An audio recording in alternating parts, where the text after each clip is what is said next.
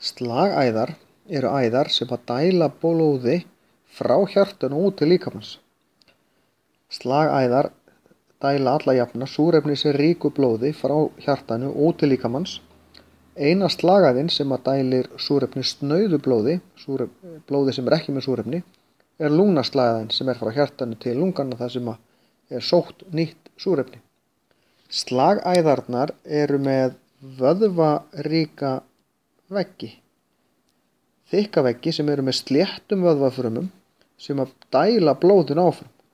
Ef við ætlum að finna púls, finna hvað hjartað í okkur að slá hratt, þá getum við fundið slagæð, til dæmis í úlnliðnum eða í hálsinum, og fundið hvað hún slær hratt, í raun og veru með því að telja hvað hún slær oft á mínútu. Getum líka mælt bara í 15 sekúndur og margfalda með 4, þá fáum við heila mínútu. Því að slagæðarnar slá í raun og veru í takt með hjartanu, jafn hratt og hjartað.